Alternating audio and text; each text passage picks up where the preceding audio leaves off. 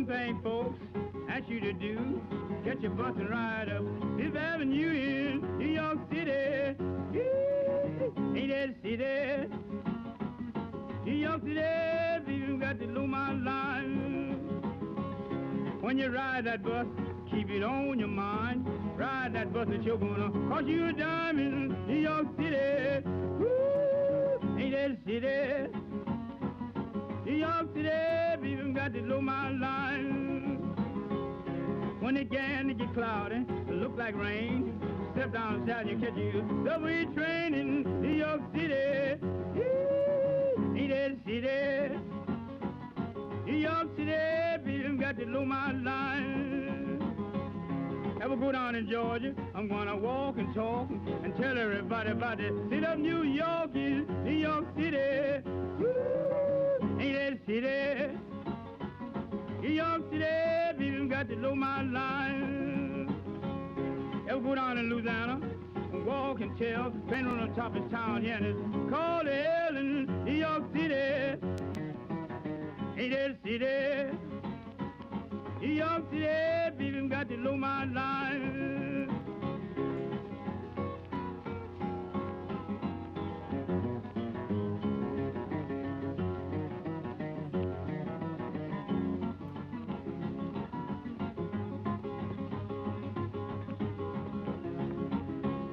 Trains on the ground and they won't keep still. Gonna catch me a train and ride to Sugar Hill in New York City.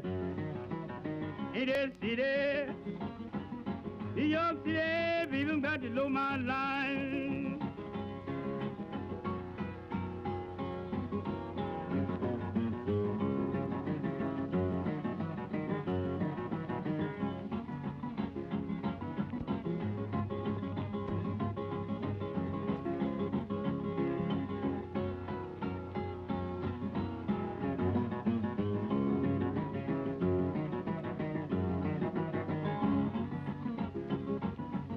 New York City, people got the low mountain line.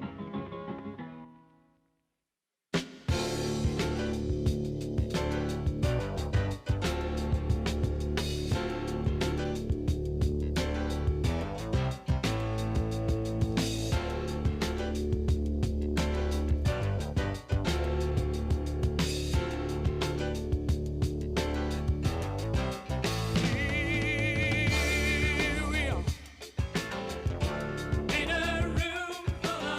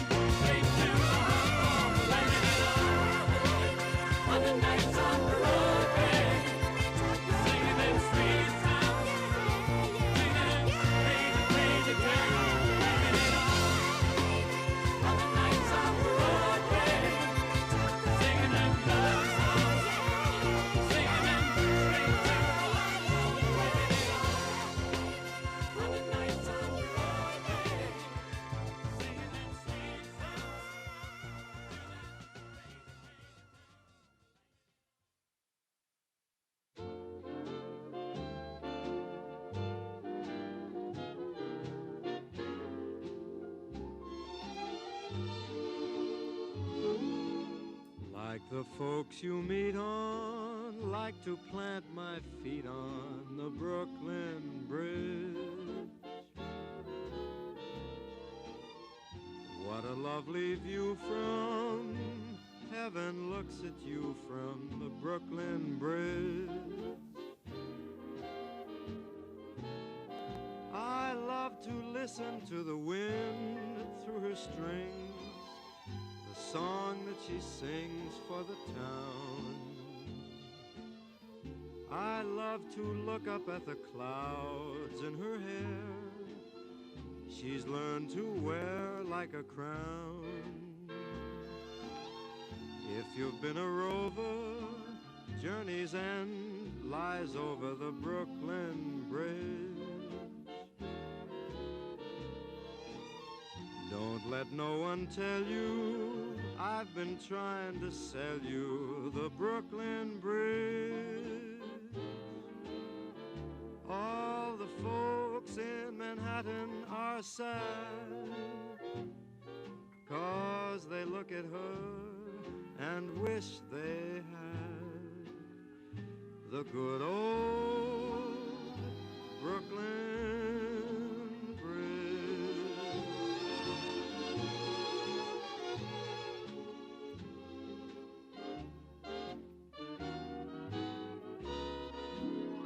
If you've been a rover, journey's end lies over the Brooklyn Bridge. Don't let no one tell you that I've been trying to sell you the Brooklyn Bridge. You'll miss her most when you roam, 'cause you'll think of her and think of home, the good old Brooklyn Bridge.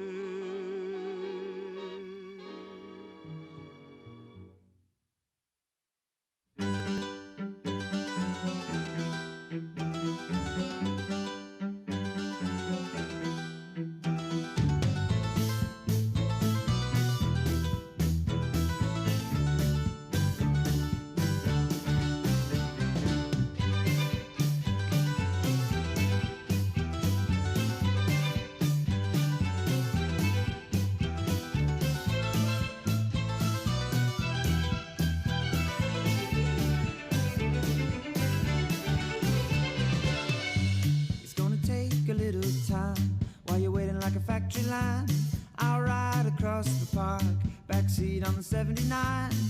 Wasted days you've come to pass. So go, I know you would not stay. It wasn't true, but anyway, pollination get no cash.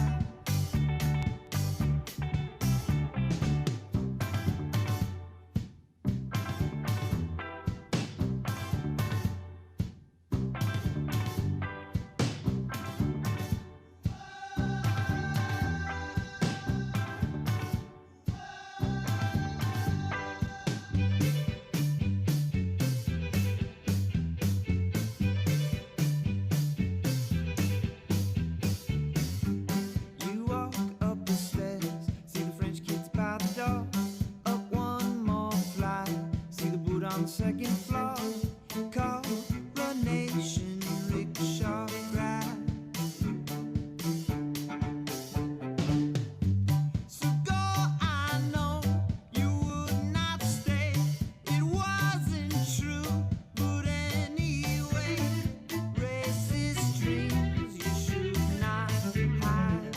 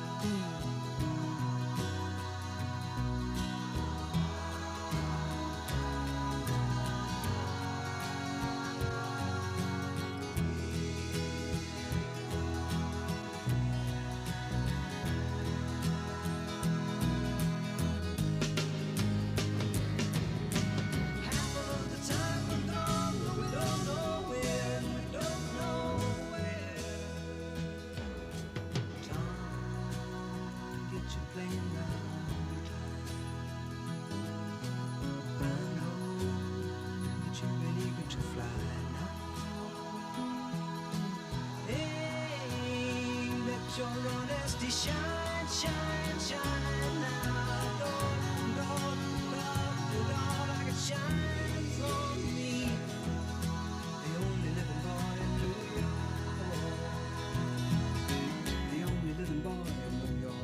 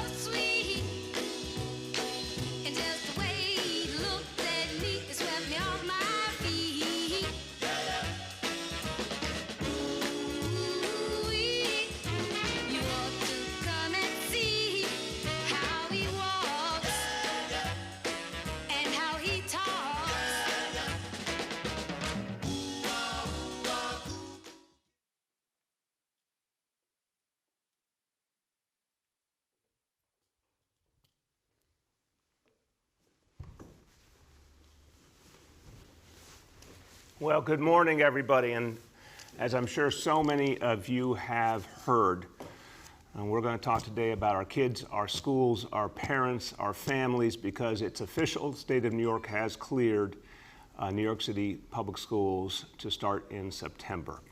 So we are getting ready every single day. We're going to talk to you today about all the preparations being made to keep people health and safety, to make sure we can educate our kids as best possible under the toughest conditions. But so many good people are working overtime to get ready for the beginning of school to serve well over 700,000 students who will be joining us at least part of the week in person. And we're going to go over the details of that plan in just a moment. But first, we've got an immediate situation we should talk about for a moment, and that's the heat advisory that will be in effect today. So the hot weather is back, and I say to everyone, pay attention to Mother Nature, respect Mother Nature, take these advisories seriously. So today we expect heat index values up to 97 degrees. And this heat advisory will be in effect today through Wednesday evening. So we have 3 days of it. And the message, as always, stay safe, stay cool, take the steps to protect yourself, particularly if you are vulnerable. So city cooling centers will be open across all 5 boroughs starting at noon today. We will have cooling buses available to provide additional relief. We're going to make sure when people come to a cooling center that we deal with the other challenges we face. So there will be social distancing, there will be face coverings. Anyone who needs a place to get to that is cool today, tomorrow, Wednesday, you can go online, nyc.gov/chillout, or of course call 311. The Cool Streets Initiative will also be open today. And it's very important to know, great alternative for families and kids to get out there, no sprinklers, those other cooling options. And then lastly, as I say every time, New Yorkers are good, compassionate people. Look out for your neighbors. If there's someone in your building, there's someone on your block you know is vulnerable, a senior or someone else who might need some extra help and checking in during the hot weather, please look out for them. Okay, now, let's talk about schools. I have to tell you, I've said this for years, I feel it deep in my heart, not just as mayor, I feel it as a parent. First day of school is a magical day. And there's an incredible sense of renewal and energy and possibility each year as school begins again. It's literally maybe my favorite day of the year, but I think for a lot of kids, a lot of families, a lot of parents, it's an extraordinary day. This year is going to be different. We all know it. And I'm going to say it now, and I'll say it a lot of times in the coming months. We are up against a challenge, but it's not a challenge that's going to go on forever. At some point, likely in the course of this school year, there will be a vaccine. That vaccine will be administered to kids and families all over New York City, and then we can start getting back to something more normal. But for the foreseeable future, it's going to be a very different kind of school year. But it does not take away the excitement, the energy, the possibility, and the meaning for our kids. Our kids have been yearning to reconnect with school, with their friends, with so many teachers and other mentors they depend on. We're going to do it differently. It's going to feel very different. It's going to look very different. Focus on face coverings for all kids and adults, social distancing at all times, constant cleaning. There's a lot of things that will change. But what will not change is our fundamental commitment to our children. And our educators, our school staff, every day, every year, that's their commitment. No matter what times we're in, they focus on the safety of kids, they focus on the well-being of kids, they focus on the development of kids and the education of our children. That's what they do for a living. That's the path they chose in life. And I want to just thank our educators and everyone who works in our school buildings. Doesn't matter if you work in the cafeteria or you're a custodian, whoever you are, you contribute to that school community and you care about kids. People made the choice to go into that field because they believe in young people, they want to help them. And young people need those positive adult role models and that support, and they're finally going to get it again as school comes back. Now, you look around the country, you see a challenging situation. I am the first to acknowledge it, and if you look at what's happening in other places, it probably causes you a certain amount of concern and a certain amount of doubt. But we're not those other places. I feel for them. I hope and pray that their situation improves soon, but we're not those other places. New York City is different. Everyone around the country can see how different New York City is. In New York City, we have proven that we could beat back this disease now for fully 2 months, and we're going to keep doing it. In New York City, the virus rate has been under 3% for 2 months running, extraordinarily low. In New York City, over 700,000 kids are planning to come back as soon as school begins. We're different and we're ready. So we're the only major school district in America, the only major urban school district, planning for in-person classes this fall. And look, we've been very clear. We must do it safely. We can do it safely. We've set very stringent standards. We have to meet those standards. If at any point the situation changes, I'll be the first to say it. But so long as we can meet those standards, we're going to be ready to serve our kids in September. Now, I want to speak as a parent.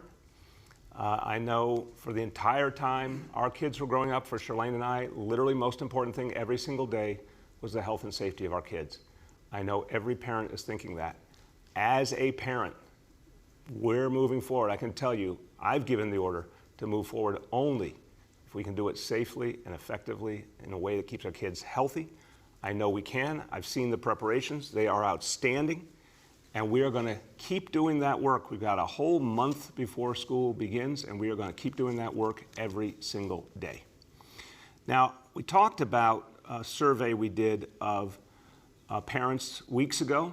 And we said roughly 3/4 of our parents wanted their kids back in school. Well, now we gave parents a very specific opportunity to decide, did they want to opt out in the first instance and have their kids do remote? The facts now, based on the actual opportunity for parents to make a decision, came back almost exactly the same as our survey, striking consistency. And now we know 74% of our students planning to participate in in-person learning, blended learning, starting next month. A lot to do. I'm going to turn to the Chancellor with tremendous gratitude to him and his team. They have been working endlessly since March to get ready the schools in a way they know is safe. Everyone involved thinking about health and safety all the time. And we're asking them to do a massive logistical task. But every step along the way, people have said, we can do this. And with that great spirit, we're moving forward. So I want to thank you, Chancellor, and would welcome your update. Thank you, Mr. Mayor.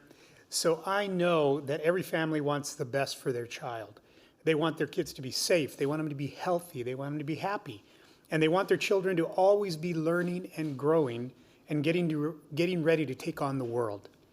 Our schools play such an important role in that, especially now, when our children of our city have been through so much.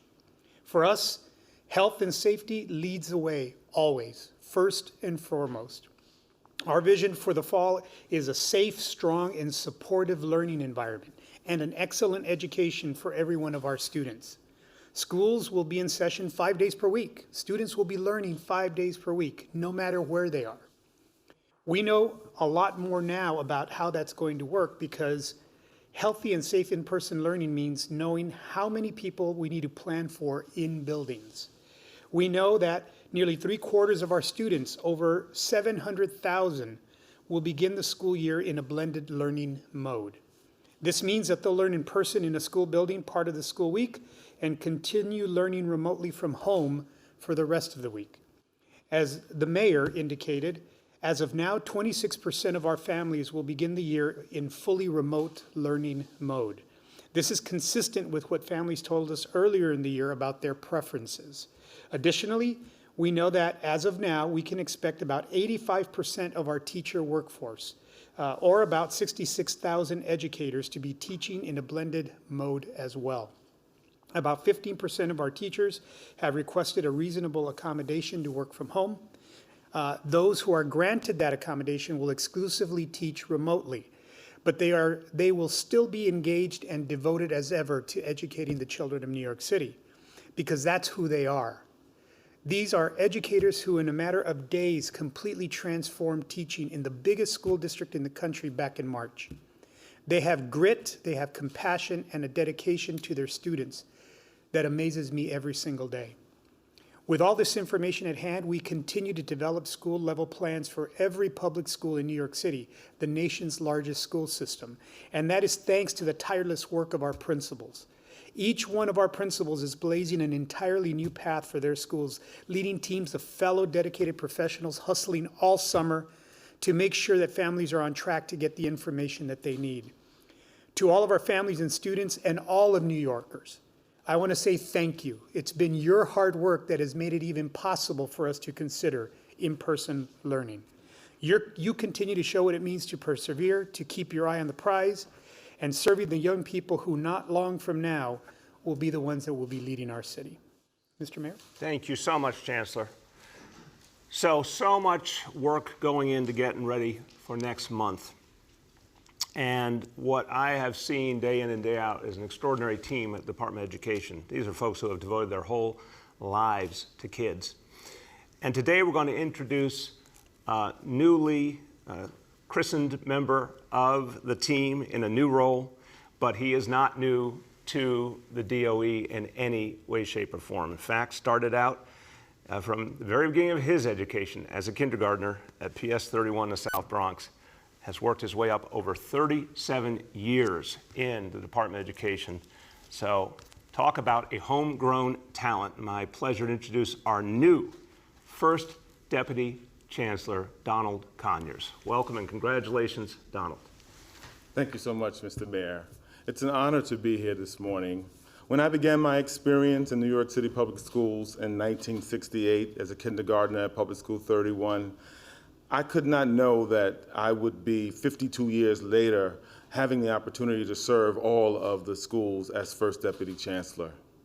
That morning in 1968, my mother, who was also a New York City Public School teacher, sent me into the classroom, and it changed the course of my life.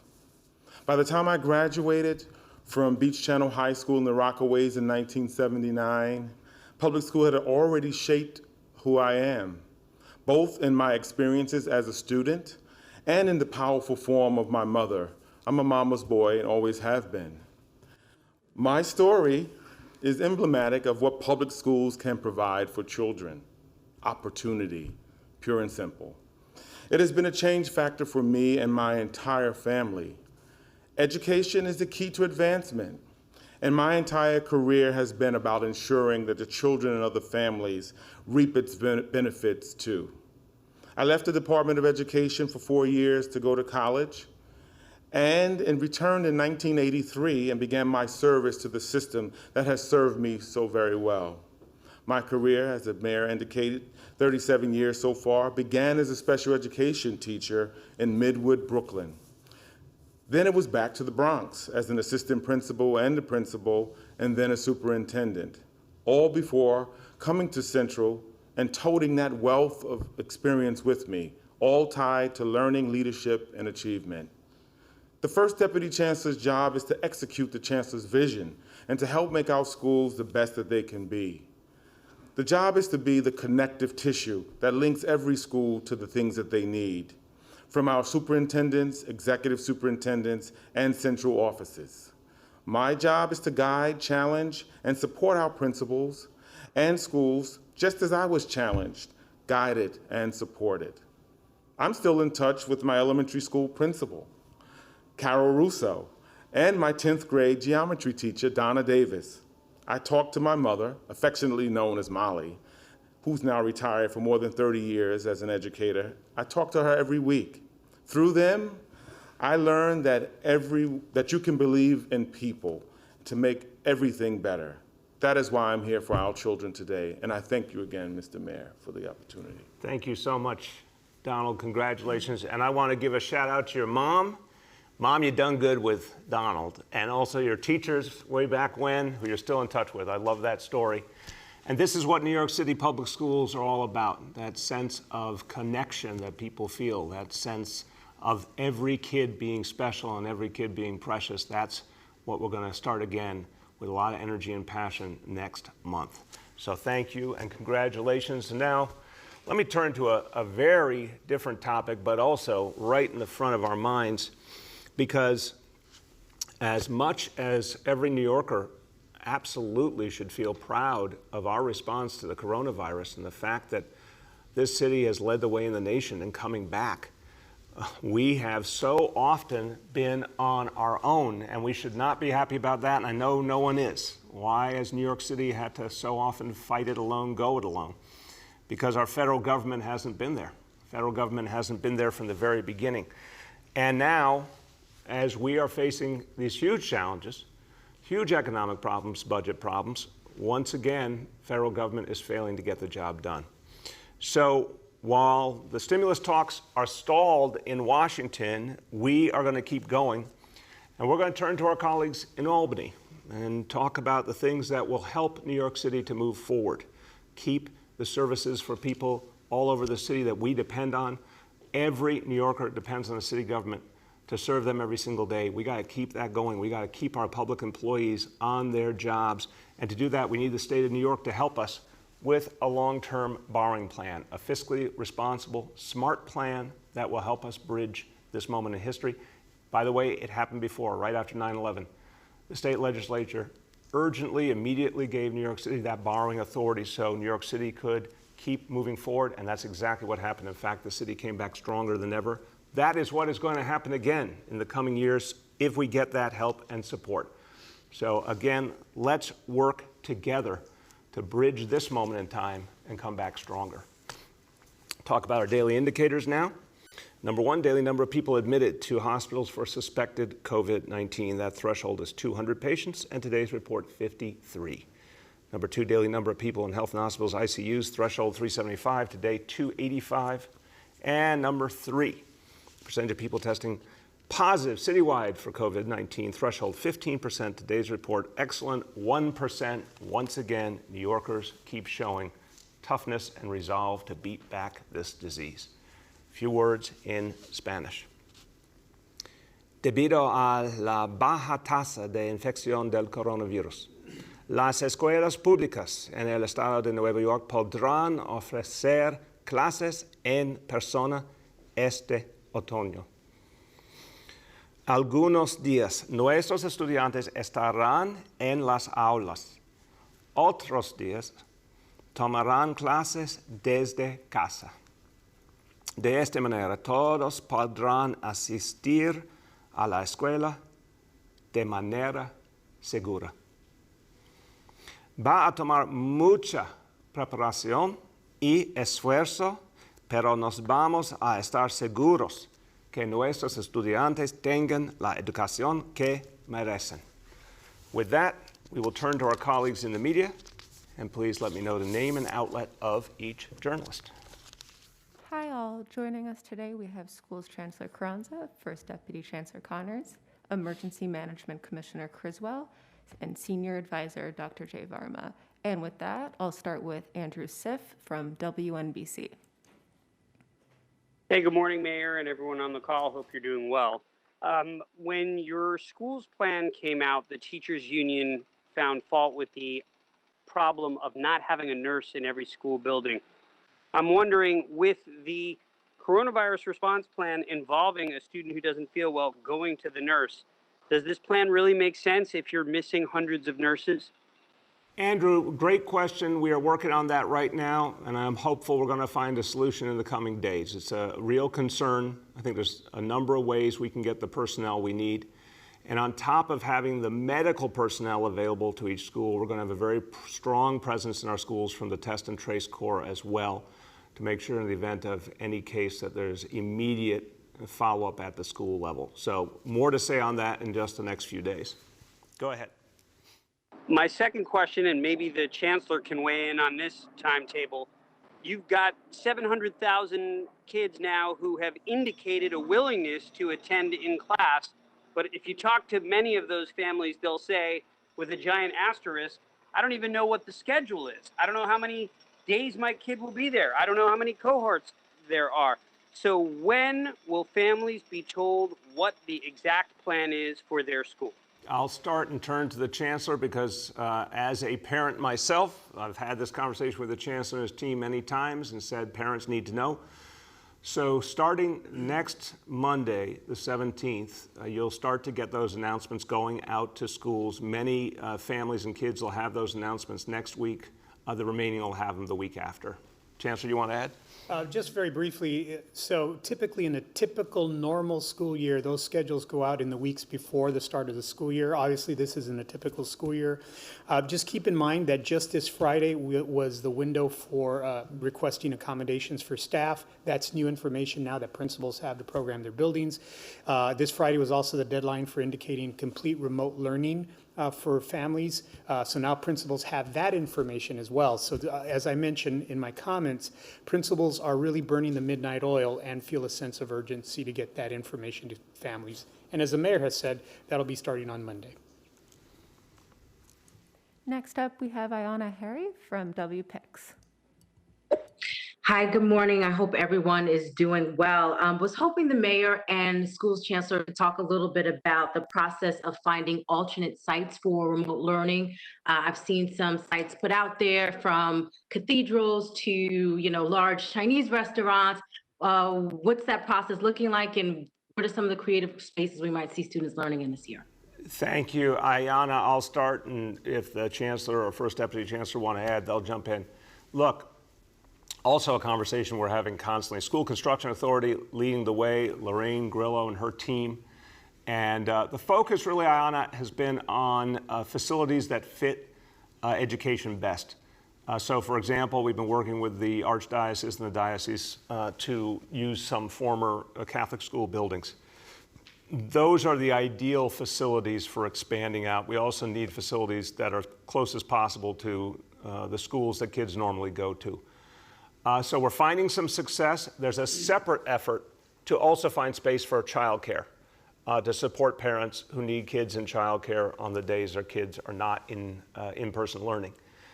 So it's moving aggressively, but I think it's fair to say for school facilities, the things that are most like schools are needed for a variety of reasons. For childcare, there's a little more flexibility. Want to add, or? That was well done. Thank you. I got my grade for the day. Okay, go ahead, Ayana. No, that's it. Thank you. Thank you. Next up, we have Rima from Chalkbeat.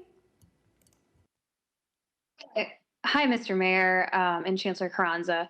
I wanted to ask you about ventilation. You said that you guys are taking a lot of health and safety measures, and we've seen the various plans you've put out.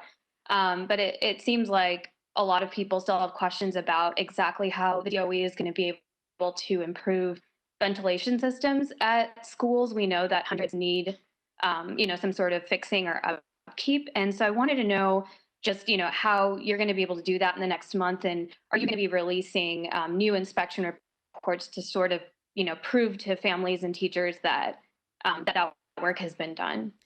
Yeah, great question. Bottom line is we're on a war footing here. And everyone in the school building is working with extraordinary energy, including the custodial teams, school construction authority, everyone, to maximize health and safety in the building. And ventilation is absolutely a part of the puzzle here. Look, there's a small number of classrooms that there's been some issues with. If a classroom is not ready, that classroom simply will not be used. So I want to affirm that to all parents. If any classroom we feel is not fit, we simply won't use it. We'll just segment it off and keep going until we do feel it's ready to go. But the bigger point is this, with a month to go, and the focus on health and safety now has been out there for months previous, the whole school team is working to improve every piece of the equation, including not just what we can do with ventilation systems, but one of the things the doctors have said to us, it's really interesting, Rima, from the very beginning, the top medical folks have said, the best thing to do in good weather is open the windows. And we will be doing that in classrooms to the maximum extent possible on top of other types of ventilation. I would only add that we're very cognizant of the month, but this has been happening all summer where our maintenance crews have been upgrading the ventilation and ventilation filters. And as the mayor said, and I want to double down on what the mayor said, if there is any classroom that is not fit, we will not use that classroom, i.e. why we're exploring alternate locations as well. Next up, we have Liliana from Univision. Liliana? Can you hear me? Yeah. Good morning, everyone. I wanted to ask the Chancellor Carranza if he can give us this update in Spanish for our Hispanic community. Chancellor. Seguro que sí. Muchas gracias, Liliana, por la oportunidad. Como ha dicho el señor alcalde de Blasio, tenemos más información acerca de cómo se va a ver el año escolar este próximo otoño. El viernes terminamos la encuesta para las familias que querían pedir aprendizaje remoto. Eso se llevó a cabo este viernes. Ya sabemos que con esa información más de 700,000 familias o estudiantes quieren empezar el año escolar de la manera mezclada, unos días en clase, en persona, y otros días de aprendizaje de remoto. También tenemos el 26% de nuestras familias que han indicado que quieren empezar solamente de modo de aprendizaje remoto este otoño.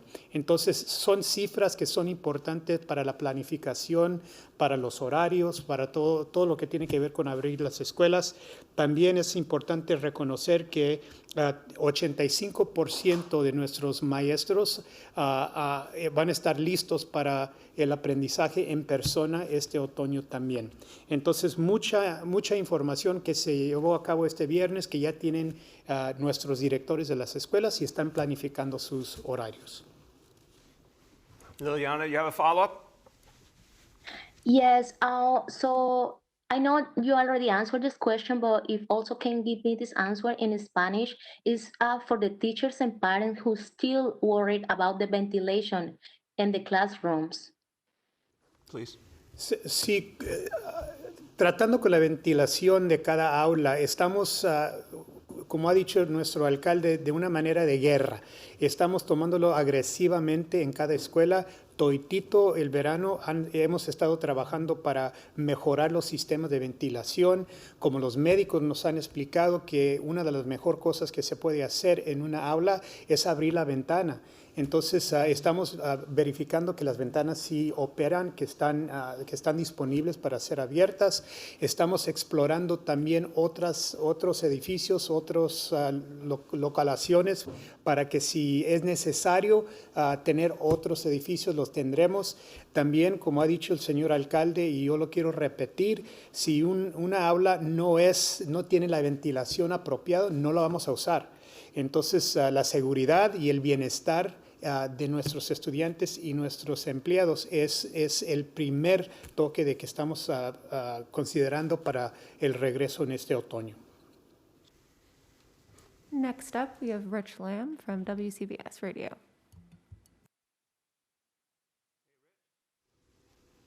Rich Lamb, you out there? One moment, please. We're experiencing technical difficulties. We lost Rich Lamb. All right, we'll come back to Rich. Yes? Next up is Shant from the Daily News. Shant? Yeah, good morning, everyone. Wanted to follow up on the ventilator issue, just because it seems like something that could either put parents' mind at ease or raise some serious concerns. I mean, my colleague over the weekend did an analysis finding about 650 out of 1,500 buildings surveyed by city inspectors last year had at least one deficiency in their exhaust fans. Can you put a number on how many fans or how many buildings will have their fans fully fixed by the start of the fall semester? And I guess I want to, the corollary to that is, if it's not 100% fixed, how can you say that we're different and we're ready? Thanks. Thanks, Sean. Appreciate the question. And look, let me use the parallel issues were raised about some classrooms where there are issues that had to be addressed. Another piece of the equation, and that's been out there recently, there was a few hundred classrooms against a grand total of 58,000. So I think we have definite issues, as always. It's a huge, huge system, 1,800 schools. There's always things to fix. But from what I have seen with the issues we face, they are, thank God, isolated. If there are specific exhaust fans that need to be fixed, that's going to be a high priority. We have a month before school opens. Everyone's focused on health and safety. But I think the point from your question and Rima's question previously is we need to show the public constantly that progress and those numbers, and we will do that. Go ahead. So, I mean, I guess to be clear, should people take it to mean that 100% of schools will have their ventilation systems fixed by the start of the fall semester? If you could clarify that. And yeah, I'd love to hear from Dr. Varma on this issue. What is the role of ventilation and clean air in indoor schooling? I'll start and turn to Dr. Varma. So, Sean, here's how it goes. We have to believe, first of all, that the whole school system is ready to go. And that's why we set this very rigorous standard of a 3% infection rate. So we're setting a high bar, on top of which we are demanding that every school do social distancing, face coverings, constant hand washing, get the ventilation systems moving, get the windows open. It's an endless series of steps to protect. Any specific classroom that we do not feel is ready by the opening day of school will not be opened up. If there's a bigger problem in a school, we will make that adjustment as well. But because everyone is focused on health and safety and getting ready, and I emphasize a month is a long time, particularly when in some cases you have teams working around the clock. We're going to, I believe, have every school ready. There may be some classrooms or some specific parts within a building that still need some work, but overall, I think we're going to be ready. But we should be transparent about that. I think it's helpful to be transparent about that. As I turn to Dr. Varma, I would only say one of the things I've learned from Dr. Varma with great appreciation is this notion of layering all sorts of approaches to protect our kids. And Dr. Varma is a parent too. We've talked about it from a parental perspective, how you want everything firing on its cylinders, again, whether it's hand washing, face coverings, distancing, open windows, you want it all, which puts us in effectively 180 degrees different from where we were when this crisis began, when it suddenly burst upon us and we couldn't put any of those methodologies in place. This is an entirely different reality than what we had back in March. Go ahead, Dr. Varma. Great. Thank you for the question. I think that as the mayor has highlighted, we have to first start with the most important question. We should only open the schools if we have this epidemic controlled in the community. And we feel very confident right now at this moment, based on all of our measures, that New York has good control of this epidemic. And we're going to obviously continue to watch that closely from day to day. The second is, okay, if the schools are now going to be open because we have the epidemic controlled, what are all of the different measures we can put in place that, when added up together, make the school as safe as possible? As the mayor just highlighted, we have lots of interventions, some more effective than others, but they really work best when they're all added up together. The first is anybody who's sick should stay out of school. And there's going to be a number of ways that we're going to work with parents and their families to keep track of their kids. As a parent myself, we've been guilty, my wife and I, of sending our kids to school in the past when they may not have been as healthy as they should have been because they needed to go to a certain class. So we need to change that culture for everybody, myself and everybody else included. The second is, in the classroom, we know that the majority of transmission occurs within a short range. That is, people who are in close proximity to each other. So the ways to reduce that transmission are all the efforts that are going on. Reducing the number of people in the classroom, maintaining that 6 feet of distance from each other, and then really, very importantly, being strictly adherent to the wearing of face coverings, because that can reduce the number of droplets that transmit over that short range. Now, added to that is the value and benefit of ventilation. And I think you've already heard that, we all concur and agree that fresh air is the single most important thing. And if you can't get fresh air because of the temperature or the design of the room, the next best is to improve the centralized heating ventilation system, and without the use of air purifiers as well. So I think all of these measures have to be added on top of each other, and I don't think there should be unnecessary fear about ventilation, not being adequate, because I think all of these things have to be in place together, and ventilation is one piece, an important piece, but really not the only piece. Thank you. Next up, we have Derek Waller from WABC. And is Rich still out there? You won't forget him. We won't forget Rich. No. All right. Derek. All right. Good morning. Hi. I have a specific question that was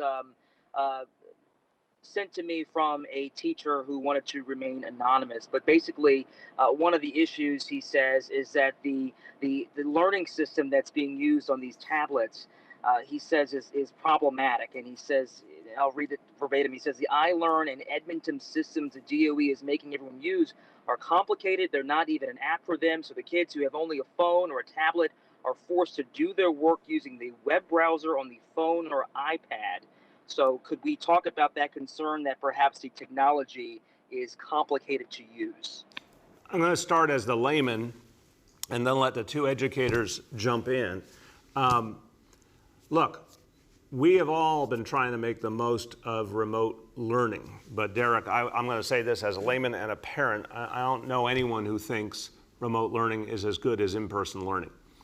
And that's before you even talk about the fact that different kids have access to different levels of technology. No matter how much we're trying to get the best available technology in the hands of every child, there's still a huge digital divide. And it hurts kids who either they don't have the right devices, or they have the right devices but they're not 100% sure how to use them, or some parents can help, some can't help.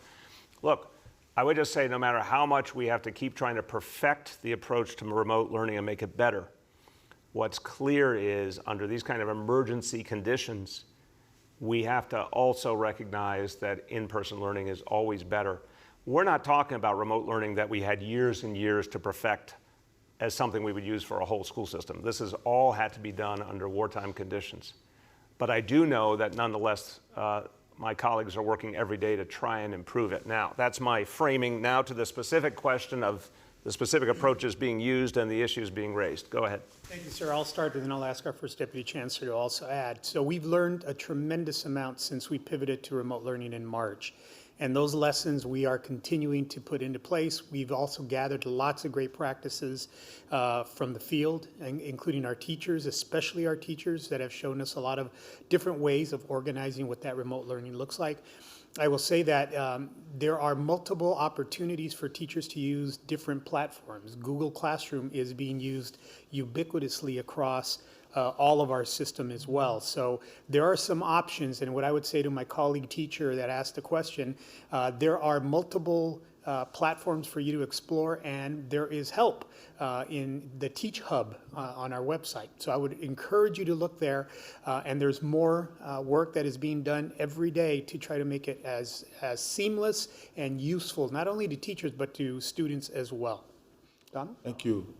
And I would add, thank you, Chancellor. I would add to that that in addition to all the support provided, that we're also working with remote learning champions and our BCOs to ensure that both BCO is a borough, a citywide office which supports schools throughout the city. These BCOs, thank you, Mayor. These BCOs have remote learning champions that we're going to be dispatching, so that if a school has an issue, such as the one described, we will be able to tap in with the school and provide support. And as the Chancellor indicated, there are various platforms that are being used ubiquitously presently. Thank you. And then I just want to ask one more question about the budget, because I know that obviously you had to make hard choices with the budget this year. The person said that they cut summer school hours by more than half due to budgeting. Is that true? And then teachers were dismissed because of budgeting as well. Is that? Can you talk about if that's accurate, and if the budget is going to impact staffing levels in the upcoming school year? Derek, it's a real important question. Let me start and turn to the Chancellor. Look, no, we clearly said from the beginning, no matter how tough the budget situation has been, we've tried to keep our city workforce intact to deal with all the challenges and help keep this city moving forward. And one of the things I've said about the stimulus all along, if New York City and cities all over the country don't have their workforce, it's not going to allow us to restart. We need our workforce to provide the services that people depend on. That's the foundation of restarting your economy. But no, we have obviously kept our teachers and educators in place. Summer school was very different this year. Obviously, it couldn't be in person. It was a very, very different approach. But our goal here is to keep all our city employees in place, but we have a very tough deadline coming up on October 1st, and we either need help from Washington or Albany to avert having to lay off any of our teachers or other employees. Go ahead, Richard. Mr. Mayor, so I just want to emphasize what you've said about the austere budget environment that we as a city and a state are facing. And it has an impact on every operation of this city, including the school system. However, it sounds like the question is more towards staffing levels for summer school, and this is not uncommon. There is a projected need for how many teachers you'll need based on how many students will be taking summer school. And then as that becomes a reality, in other words, as summer school starts, sometimes you're right on the money, sometimes there's not as many students that choose to take summer school as had indicated. So then you cut back on how many folks are actually teaching in summer school. It sounds like it's much more of that readjustment based on the actual numbers, but there were no layoffs, no one was dismissed. It's just the reconfiguration that happens when you're doing a summer school program. Next up, we're coming back to Rich Lamb from WCBS. Testing. Do you have me? There you go, Rich. Twice is a charm. All right. I think my mic was on, but whatever. So here's a question. I'm pulling out to 30,000 feet here from the specific questions. So, with all the moving parts of this hybrid school year, the blended learning, in-person, remote, one-way hallways, all the health items that you've talked about, is it reasonable to expect the first day or the first week will be kind of a scene of confusion in the schools? That's a very important question, Rich. Look, I think it's important to get our expectations right. And when we've had our ongoing conversations with the unions representing educators and the unions representing staff, everyone is concerned that they want to provide the very best experience for kids, but they know we're doing it under very adverse circumstances. So I want to level set here. Will it be the same as the opening day of school has been in recent years? No, of course not. I want to give everyone credit. The chancellor, the first deputy chancellor, everyone in our school system. In recent years, opening day of school went very, very smoothly. But now, Rich, we're going to be doing something for the first time on a vast scale. So the first days, the first weeks are going to take getting used to, are going to take adjustments. Look, a lot of work is being done to get it right, to communicate with parents and kids, to make it as smooth as possible. And obviously, there will be a lot fewer kids in each building, and that in some ways will make it simpler. But everyone will be dealing with a new system.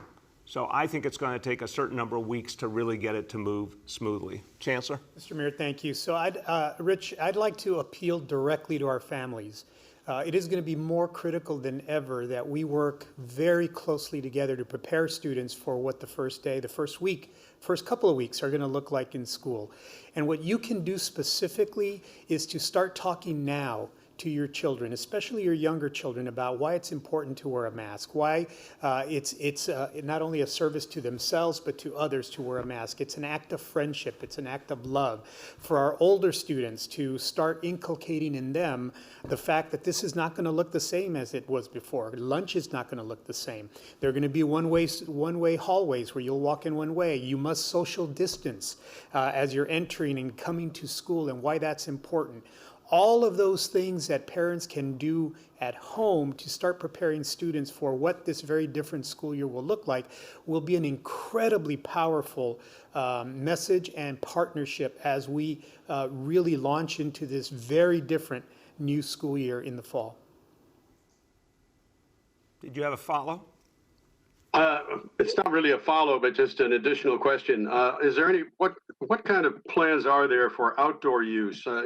Tents and that sort of thing. I mean, you hear about it in maybe milder climates. But is there also any plan to use trailers? I mean, obviously you've got a space problem here. Yeah, I'll start and turn to my colleagues. Rich, we want to make maximum use of the outdoors in any way we can. So every school has been encouraged to make their own choices. The school leadership knows their school best to determine how and when they can do it. Trailers might help in some situations. I think there's a lot of cases where that's not a solution just because of availability of space or availability of trailers. Again, we're looking for every space nearby that might work, like those former Catholic school buildings. But the bottom line is, we're going to get our hands on everything we can get our hands on the next month, and then we still have time even after that to keep adding capacity. But in good weather, outdoors is definitely something that can add different options for schools. Thank you, Mr. Mayor. Maybe the first deputy chancellor would also like to add something to this, but the conversation around outdoor space is something that we've been asked a lot about. And absolutely, we've given schools the opportunity to explore what that might look like in their own school environment, their neighborhood, adjacent buildings. That's part of the planning in terms of what we're looking at in terms of, I call it swing space, but additional space for schools that need more space. But as a teacher, if I put my teacher hat on, and now I've set up my classroom, and let's say it's outside, it's under a tent, I've got all of my materials, I've got everything set up to go outside as a teacher. And it works great for 3-4 days. And then I have Hurricane Isidro that comes in. And imagine, you have to break that down, and then the question becomes, then where do you put that? Because all of the indoor space has already been allocated for classroom spaces.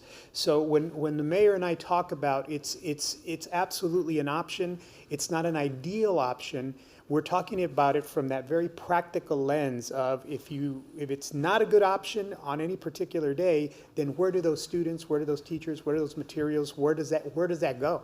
And if you already allocated everything else, it becomes problematic in that way. Donald? I would just add that while I agree wholeheartedly with the chancellor and the mayor, there are opportunities for physical education for those classes already programmed, so making use of the outdoor. But to go beyond the schedule, we then transgress the 33 or go beyond the 33% model, for example, causing a problem. And for our last question today, we go to Bobby from New York One. Hi, guys. I wanted to ask a question about preschool. Obviously, things are different for the older kids than they are for the younger kids. Preschoolers have never been to school before in some cases, and they have issues with transitioning. How are we going to treat that? Will parents be allowed into the classroom at all, even in the first days of school? Yeah, it's a great question. So I think nothing is more priceless to me than our youngest kids and what we've done with pre-K, 3K. This is a challenge for sure to make sense of it in this situation. Now, I'll let the educators speak to it. I can say two things definitively. One, we have to be very careful about parents coming into school buildings. That's not going to be something we allow under the vast majority of situations just because of the health issues we're dealing with. So what we would have done in normal times, we're not going to do now. Second, I can tell you many scenes from the childhoods of my children where I thought in their youngest years they were going to have a horrible separation experience, and I was ready to stick with them and help them through, and what quickly became apparent is they couldn't wait to see their friends, and they said a very quick goodbye to me and ran into the classroom. So I think what we learn as parents is our youngest kids are incredibly adaptable. They yearn for that social experience. They love to be with their teachers and their friends. I think we'll find that folks are going to find a way to make it work. First days, as always, will be a little bit challenging, but then we'll find a way to make it work. So that's the layman's view. Educators, what do you say?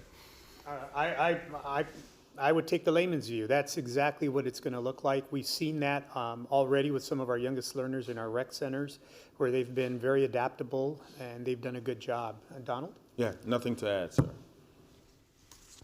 Go ahead. Okay, I also wanted to ask about testing. Obviously, testing is important now that we're trying to remain below that threshold, that 5% threshold. I wonder, what are we doing in terms of encouraging people to get tested? Maybe this is the question for Dr. Varma. At this point, should people go get tested if they don't have symptoms? Should people get tested more than once? Should they be going as often as possible? Because that's going to affect the percentage of positive tests that we get back. I'll start and turn to Dr. Varma. It's a great question. The answer is we definitely want to keep encouraging people to get tested, especially those who haven't been. We have a lot of testing capacity. It's continued to grow. And the striking thing has been, as we've added more and more testing capacity and more New Yorkers getting tested, the numbers stay so consistent, and that says so much to us. So the basic answer is yes, people should keep getting tested. But go ahead, Dr. Varma, to the specific questions. Yeah, thank you for the question.